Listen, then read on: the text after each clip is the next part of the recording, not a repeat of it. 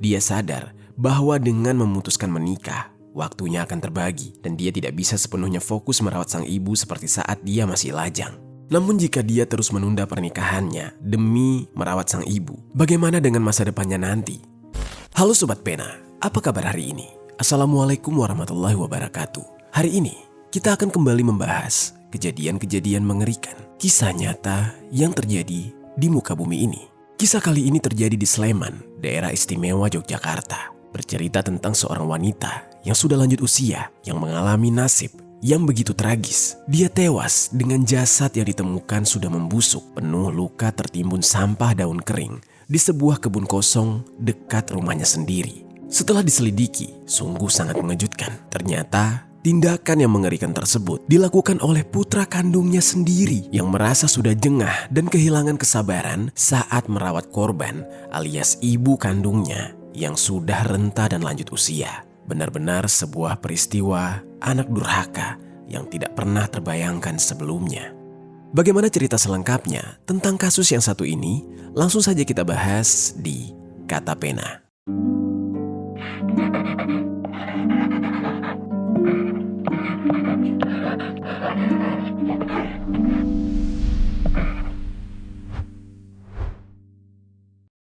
Seorang ibu berusia 76 tahun inisial SM ditemukan meregang nyawa di lahan kosong di sekitar rumahnya, yaitu di Dusun Sembung, Kelurahan Balai Catur, Gamping, Kabupaten Sleman, Yogyakarta, pada 12 Januari 2025 yang lalu. Sebelum kita mulai ke ceritanya, jangan lupa untuk subscribe channel ini dan bagikan video ini ke teman-teman kalian. Cerita ini dibuat berdasarkan berita yang sudah beredar dan diterbitkan oleh beberapa media publik yang aku sajikan dan aku rangkum dalam bentuk alur cerita. Kita mulai ceritanya. Oh ya sobat, sebelum itu aku punya sebuah informasi. Kata Pena tergabung ke dalam program YouTube Shopping Affiliate. Buat kalian yang ingin mencari barang-barang elektronik yang keren dan bagus dan juga murah, aku punya beberapa rekomendasi produk untuk kalian. Kalau kalian tertarik, langsung saja cek link produk di pojok kiri bawah untuk pembeliannya. Jadi sobat, di Sleman, daerah istimewa Yogyakarta, tepatnya di Dusun Sembung, Kelurahan Balai Catur, Gamping, ada seorang wanita lanjut usia, yang mana usianya sudah menginjak 76 tahun, berinisial SM. Suaminya sudah meninggal dunia, yaitu sejak tahun 2013. Sejak suaminya meninggal, SM hanya tinggal berdua saja bersama putra bungsunya yang bernama Aprianto, yang mana di saat itu Aprianto sudah berusia 48 tahun. Aprianto masih betah melajang alias dia belum menikah. Sedangkan anak pertama dari SM yang berinisial SP serta anak keduanya yang berinisial TR tinggalnya sudah terpisah setelah keduanya memilih untuk menikah dan membentuk rumah tangganya sendiri. Lalu sobat, karena anak bungsu yang bernama Aprianto ini yang statusnya masih lajang, prioritas Aprianto saat itu adalah merawat sang ibu, SM, yang mana di masa tuanya sudah pasti sang ibu tidak mungkin ditinggalkan sendiri. Sehari-hari, Aprianto melayani dan merawat ibunya seperti memandikan di malam hari, menyisir rambutnya, dan apapun yang ibunya inginkan pasti akan dilayani oleh Aprianto. Dan selain merawat sang ibu, Aprianto juga bekerja sebagai buruh harian lepas untuk memenuhi kebutuhan hidup mereka berdua. Dari cerita ini, kita bisa melihat betapa berbaktinya Aprianto kepada sang ibu. Aktivitas sehari-hari Aprianto dilakukan dengan penuh keikhlasan dan semua itu dia lakukan tidak lain karena dia memang sangat menyayangi sang ibu. Dia merasa bahwa dengan merawat sang ibu adalah bentuk baktinya sebagai seorang putra. Namun sobat, seiring berjalannya waktu dan bertambahnya usia Aprianto, di saat itu Aprianto mulai merasakan kekhawatiran yang semakin besar mengenai kehidupannya sendiri, yang mana saat itu usianya sudah hampir menginjak kepala 5 dan dia mulai mempertanyakan arah hidupnya ke depan. Harus kemana dia melangkah? Salah satu hal yang sering mengganggu pikirannya adalah soal pasangan hidup. Hingga saat itu Aprianto belum juga memiliki pasangan. Dia sadar bahwa dengan memutuskan menikah, waktunya akan terbagi dan dia tidak bisa sepenuhnya fokus merawat sang ibu seperti saat dia masih lajang. Namun jika dia terus menunda pernikahannya demi merawat sang ibu, bagaimana dengan masa depannya nanti? Pergulatan batin tersebut terus menghantui pikirannya. Dia kerap kali mengurungkan niat untuk membangun rumah tangga karena lebih memilih untuk tetap berada di sisi sang ibu. Meski begitu, keputusan tersebut tetap saja bukan sesuatu yang mudah untuk dia. Ada kalanya dia merasa frustasi dan bertanya-tanya apakah pilihan yang dia ambil sudah benar atau justru membuat dia kehilangan kesempatan untuk menikmati hidupnya sendiri. Beban pikiran ini perlahan menumpuk dan membuat dia sangat stres. Di sisi lain, Aprianto tidak bisa mengelak bahwa dia merasa lelah dengan rutinitas merawat sang ibu yang setiap harinya semakin hari semakin tua dan bertambah penyakitnya. Bukannya karena dia tidak tulus, tetapi ada saat-saat di mana dia merasa kewalahan. Ibunya yang kini sudah lanjut usia cenderung lebih rewel dan juga bawel, sering mengomentari berbagai hal, termasuk pelayanan Aprianto terhadap sang ibu. Tidak jarang, ibunya merasa tidak puas dan menginginkan perhatian lebih, sesuatu yang bagi Aprianto cukup melelahkan dan membuat dia habis kesabarannya.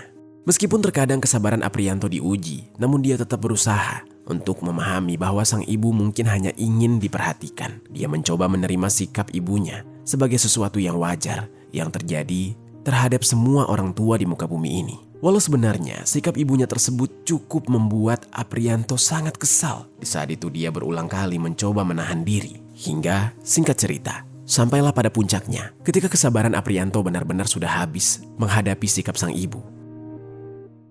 Yaitu pada suatu hari, tepat di hari Minggu tanggal 29 Desember tahun 2024. Aprianto sudah tidak dapat menahan emosinya ketika dia kerap disuruh-suruh oleh sang ibu. Namun, apapun yang dia lakukan atas perintah sang ibunya pasti tidak pernah sesuai dengan keinginan sang ibu dan selalu menuai protes dari ibunya. Aprianto yang kesal akhirnya kehilangan kendali atas dirinya sendiri. Amarah yang telah lama dia pendam meledak begitu saja dan seketika Aprianto jadi gelap mata, wajahnya memerah, nafasnya memburu dan tangannya gemetar karena emosi yang begitu meluap-luap. Dia menatap ke arah sang ibu dengan penuh kemarahan. Seolah di saat itu, dia tidak lagi mengingat jika wanita yang ada di hadapannya adalah wanita yang dulu melahirkannya. Tanpa berpikir panjang, tangannya langsung tiba-tiba mencengkram kuat bagian leher ibunya yang tujuannya untuk membuat nafas sang ibu tersengal. Ibunya yang sudah lanjut usia, di saat itu tidak menyangka apa yang diperbuat oleh sang anak. Dia meronta-ronta. Dia berusaha melepaskan diri dari cengkraman tangan sang anak yang membuatnya tidak bisa bernafas dan kesakitan. Tetapi tubuhnya yang lemah tidak sanggup melawan tenaga Aprianto yang di saat itu sudah dikuasai oleh amarah. Aprianto benar-benar sudah tidak kuat dengan kehidupannya. Dia sudah muak. Dia ingin terlepas dari sang ibu. Tak puas sampai di situ, gelap hati yang sudah menyelimuti Aprianto mendorong dia untuk melakukan hal yang lebih mengerikan. Aprianto kemudian mengangkat kepala ibunya dan membenturkan kepala ibunya ke tembok sampai beberapa kali hingga ibunya benar-benar tidak sadarkan diri dan lemas tidak berdaya. Setelah kejadian tersebut, semuanya berubah. Aprianto tidak lagi sama. Dia tidak lagi melayani sang ibu dengan ikhlas. Yang ada di dalam hatinya hanya amarah. Berselang 3 hari setelah insiden pertama, tepatnya di hari Rabu tanggal 1 Januari tahun 2025, suasana di dalam rumah yang biasanya sunyi kembali dipenuhi dengan kemarahan dan ketegangan. Entah apa yang memicu emosinya kali ini. Tetapi Aprianto kembali dengan kejinya menganiaya sang ibu. Kali ini, Aprianto memukul dengan kuat bagian dada sang ibu dengan tangan kosong sampai ibunya yang sudah tua renta semakin lemah tidak berdaya. Melihat ibunya yang semakin lemah, Aprianto tidak sama sekali merasa iba atau menyesal. Mungkin selama ini sabarnya sudah habis. Hiba dan sayangnya kepada sang ibu juga sudah luntur. Sebaliknya, dia justru membiarkan ibunya begitu saja. Tidak berusaha menolong sang ibu yang kesakitan akibat perbuatannya. Dia benar-benar dengan keji membiarkan ibunya menahan rasa sakit dan perlahan-lahan menanggung semua akibat dari perbuatannya. Hingga di saat itu, ibunya yang sudah terbaring lemah tidak pernah lagi terdengar suaranya. 6 hari berlalu, namun sungguh malang nasib sang ibu. Tepat pada hari Selasa, tanggal 7 Januari tahun 2025, ibunya yang sebelumnya terluka parah atas penganiayaan yang dilakukan oleh putra bungsunya sendiri dan tidak mendapatkan perawatan apapun, lantas berakhir tragis. Ibunya tewas meregang nyawa dengan kondisi tubuh yang kesakitan akibat dianiaya oleh putra bungsunya. Menyadari ibunya yang sudah tewas, Aprianto di saat itu seketika tersadar apa yang sudah dia perbuat. Mengapa dia tega melakukan tindakan itu terhadap sang ibu? Di saat itulah penyesalan mulai menggerogoti pikirannya. Dia panik jika dia memberitahukan saudara-saudaranya atau mungkin tetangganya tentang kematian sang ibu. pasti semuanya akan curiga karena di saat itu kondisi tubuh sang ibu mengalami beberapa bekas luka dan lebam karena takut akan ketahuan mengenai fakta bahwa dialah yang menghabisi nyawa sang ibu dan dia tidak ingin berakhir di jeruji besi. Dalam kepanikan tersebut, Aprianto jadi berbuat sesuatu yang lebih keji lagi. Dia malah membiarkan saja jasad ibunya di dalam kamar membusuk perlahan-lahan tanpa ditangani sedikit pun. 3 hari kemudian, sudah berlalu. Aprianto yang sebelumnya mengira jika keputusannya untuk membiarkan jasad sang ibu di dalam kamar adalah sebuah cara untuk membuat dia tidak dicurigai, justru mendapati kenyataan sebaliknya. Jasad ibunya yang dibiarkan saja di dalam kamar selama 3 hari mulai membusuk dan mengeluarkan aroma yang benar-benar menyengat yang mengundang kedatangan lalat. Karena takut aroma menyengat tersebut tercium oleh orang lain, Aprianto kemudian memutuskan untuk mencari sesuatu yang bisa menyamarkan aroma busuk tersebut. Hingga kemudian Aprianto yang melihat adanya sebuah balsem memutuskan untuk menggunakan balsem tersebut untuk menyamarkan bau busuk dari tubuh sang ibu. Lantas dia oleskan balsam tersebut ke seluruh tubuh ibunya. Namun ketika itu, meski sudah diolesi balsam, rupanya jasad ibunya yang sudah membusuk dan sudah membengkak masih mengeluarkan aroma yang benar-benar tidak sedap. Malah yang ada, baunya semakin aneh ketika aroma busuk bercampur dengan aroma balsam. Dan oleh karena itu, Aprianto yang semakin panik memutuskan untuk memindahkan saja jasad sang ibu. Entah bagaimana di saat itu, dia menahan bau busuk dari tubuh sang ibu. Dan tubuh ibunya juga sudah mengeluarkan lendir yang apabila disentuh, kemungkinan besar tubuhnya akan rusak. Pada hari Jumat tanggal 10 Januari tahun 2025, pagi-pagi sekitar jam 5 subuh, setelah memastikan lingkungan di sekitarnya aman dan masih sepi, secara diam-diam, Aprianto menggendong jasad ibunya untuk dipindahkan dari dalam kamar ke sebuah kebun kosong yang jaraknya hanya 50 meter di belakang rumah mereka. Agar jasad ibunya yang sudah membusuk dan sudah rusak tersebut tidak mudah ditemukan, Aprianto kemudian menutupi jasad ibunya dengan tumpukan sampah dan daun kering. Dia di saat itu mengerjakan semuanya sendiri dan penuh hati-hati. Setelah merasa cukup dan yakin bahwa jasad ibunya sudah tersembunyi dengan sangat baik, Aprianto pun mengambil keputusan untuk melarikan diri, meninggalkan tempat kejadian dengan harapan perbuatannya tidak akan pernah terungkap. Dan di saat itu, benar saja, 2 hari berlalu. Pada hari Minggu tanggal 12 Januari 2025 sekitar jam 11 siang. Sampai di hari itu, perbuatan Aprianto masih aman, belum diketahui oleh siapapun. Lalu, salah satu dari kakaknya yang berinisial SP tiba-tiba datang ke Dusun Sembung, Kelurahan Balai Catur, Kecamatan Gamping, Kabupaten Sleman, yaitu tempat di mana sang ibu tinggal bersama Aprianto. Tujuan SP datang ke sana yaitu untuk menjenguk ibunya sekaligus melepas rindu kepada sang ibu.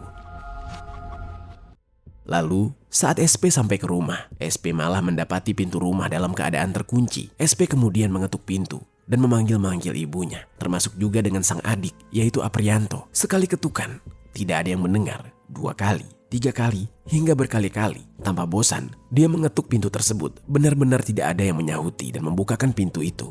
Namun rupanya, dia menyadari bahwa di dalam rumah tidak ada siapa-siapa. Akhirnya, SP mencoba untuk mengintip ke dalam rumah. Apakah ada seseorang di dalam atau tidak? Dan setelah mengintip, ternyata rupanya benar. Jika di dalam rumah tidak ada siapapun, baik ibunya ataupun adiknya. Sehingga SP memutuskan untuk mencari keberadaan ibunya di sekitar rumah. Dia pikir mungkin ibunya sedang dibawa jalan-jalan oleh sang adik. Dan setelah mencari-cari sekitar rumah, hasilnya nihil. Dia tidak mendapati keberadaan sang ibu dan adiknya Aprianto. Dia mencoba menghubungi handphone Aprianto, namun tidak bisa dihubungi. SP di saat itu semakin gelisah. Dia khawatir sudah terjadi apa-apa dengan sang ibu dan sang adik. Dia kemudian menghubungi saudaranya yang lain, yaitu TR. TR pun segera datang setelah dikabarkan jika ibu dan adik mereka tidak ada di rumah dan tanpa kabar sebelumnya. Mereka tidak lelah mencari sampai pada sekitar pukul 16.40 sore. SP mencari keberadaan sang ibu sampai ke wilayah kebun kosong yang berada di dekat rumah ibunya. Di kebun kosong tersebut, SP pun dibuat penasaran. Tiba-tiba, dia melihat adanya gundukan sampah daun kering yang mengeluarkan aroma busuk. Tumpukan tersebut benar-benar menyengat dan sudah dikerumungi lalat. SP yang penasaran, di saat itu tidak berpikir bahwa itu adalah sesuatu yang janggal. Dia hanya penasaran, apa itu? Sampai kemudian, dia pun mendekat, yang mana semakin didekati, aromanya semakin kuat. Sampai akhirnya, SP dikejutkan dengan menemukan kaki manusia di dalam tumpukan daun kering tersebut. SP seketika terkejut, dia bergidik ngeri. Di dalam hatinya, dia berharap apa yang dia lihat tersebut bukanlah yang dia cari. Dia berharap itu bukan jasad ibunya. SP yang ketakutan dan merinding terus berpikir positif. Mungkin ibunya sedang pergi dengan adiknya yang akan segera kembali. Dia di saat itu sambil menahan tangis. Dan atas penemuan jasad tersebut, SP kemudian memanggil saudaranya, TR, dan juga beberapa warga lain dengan cara berteriak. Dia mengatakan bahwa dia melihat tumpukan sampah daun kering yang di dalamnya ada kaki manusia. Dia meminta semua orang di sana untuk memeriksa. Dan akhirnya semua warga pun heboh dan segera mendatangi TKP. Yang mana ternyata benar apa yang dilihat oleh SP adalah jasad manusia yang ditutup menggunakan daun kering dan sudah membusuk. Warga pun kemudian berinisiatif untuk melaporkan kejadian ini kepada pihak kepolisian. Polisi yang datang langsung melakukan olah TKP dan mengidentifikasi jasad tersebut. Lalu sobat, seperti tersambar petir di siang bolong, SP dan TR yang begitu lemas saat mendapati fakta bahwa ternyata jasad yang membusuk tersebut adalah ibu mereka yang mereka cari-cari keberadaannya. Mereka berdua menangis jadi-jadinya, histeris mendapati kenyataan yang begitu pahit dan mengerikan. Namun di saat itu, mereka meminta jasad ibu mereka segera dievakuasi yang kemudian dibawa ke Rumah Sakit Bayangkara untuk keperluan otopsi. Dan dari hasil otopsi menunjukkan adanya luka di leher bawah, patah tulang rusuk, dan mengindikasikan adanya tindakan kekerasan. Di saat itu, tangisan keduanya semakin menjadi-jadi saat mereka mendapati kabar bahwa ibu mereka dianiaya hingga meninggal dunia. Mereka tidak kuasa menahan kesedihan, dan dalam kesedihan tersebut, mereka masih bertanya-tanya, kemana adik mereka, Aprianto? Mengapa dia tidak bersama sang ibu? Dan mereka juga bertanya, siapa yang tega melakukan hal keji tersebut kepada sang ibu? Apakah mungkin ini Aprianto? Dan apa sebabnya sang ibu sampai dihabisi seperti itu? Tak hanya kedua anak dari korban, sanak saudara mereka hingga para tetangga ikut merasa iba dan mereka marah terhadap pelaku. Mereka meminta polisi segera mengejar pelaku dan menghukum seberat-beratnya. Sembari polisi mencari tahu jejak pelaku, jenazah korban akhirnya dimakamkan di tempat pemakaman umum di wilayah tempat tinggalnya. Sementara itu, pihak kepolisian terus melakukan penyelidikan dengan meminta keterangan para saksi dan mencari alat bukti untuk mengungkap kasus tersebut. Dugaan keluarga dan polisi sudah kuat terhadap Aprianto yang tidak kunjung menampakkan batang hidungnya dan menghilang, serta Aprianto yang juga tidak bisa dihubungi. Walaupun di saat itu masih ada yang curiga apa mungkin Aprianto juga sudah dihabisi, namun kecurigaan lebih kuat kepada Aprianto yang mungkin saja adalah sebagai pelakunya. Hingga kemudian polisi memburu dan dengan berbagai upaya yang dilakukan berhasil mengungkap di mana Aprianto berada. Aprianto yang di saat itu ditangkap oleh polisi tidak bisa mengelak. Dia kemudian mengakui perbuatannya. Aprianto kemudian langsung dibawa ke kantor polisi untuk dimintai keterangan. Bersamaan dengan ditangkapnya Aprianto, polisi mengamankan barang bukti. Di antaranya 2 kain jarik, kemeja korban, ember, dan juga gayung mandi. Semua alat-alat tersebut pernah digunakan oleh Aprianto untuk menganiaya ibunya. Kepada polisi, Aprianto mengakui semuanya. Dia sambil menangis mengaku dia sudah capek. Dia hilang kesabarannya, kesal dengan sang ibu, yang mana dia selalu serba salah meski sudah melakukan semua hal yang diminta oleh ibunya setiap hari. Aprianto yang sudah tidak mampu menahan emosi, lantas melampiaskan semuanya kepada sang ibu yang sudah tua renta, sampai membuat ibu kandungnya sendiri tersebut meninggal dunia, meregang nyawa dengan kondisi yang mengenaskan. Selain meminta keterangan pelaku untuk memeriksa kejiwaan Aprianto, polisi di saat itu berkoordinasi dengan Rumah Sakit Grahasia untuk melakukan pemeriksaan terhadap kesehatan jiwa Aprianto. Namun kendati demikian, selama ini diketahui bahwa Aprianto tidak memiliki riwayat gangguan jiwa. Dan setelah semuanya terang benderang untuk mempertanggungjawabkan perbuatannya, kini Aprianto dijerat dengan pasal 44 ayat 3 Junto pasal 5 huruf A Undang-Undang Nomor 23 Tahun 2004 tentang penghapusan kekerasan dalam rumah tangga. Dan Aprianto terancam hukuman penjara paling lama 15 tahun. Sementara itu, setelah mengetahui pelaku sebenarnya, yaitu adik mereka sendiri, SP dan TR, merasa sangat terkejut dan tidak pernah membayangkan bahwa adik kandung mereka yang selama ini dipercaya untuk merawat sang ibu justru menjadi orang yang menghabisi nyawa ibunya. Kesedihan mereka menjadi semakin bertambah. Rasanya begitu miris. Mereka tidak memungkiri jika mereka juga menyesal. Andai saja yang merawat sang ibu adalah mereka sendiri, mungkin kejadian ini tidak akan pernah terjadi. Itu dia sobat, kisah dari Aprianto yang menghabisi nyawa sang ibu setelah bertahun-tahun dengan ikhlas merawatnya. Namun dia merasa capek dan juga hilang kesabarannya terhadap sikap sang ibu yang semakin rewel seiring bertambahnya usia. Apa pelajaran yang bisa kita ambil dari kisah ini?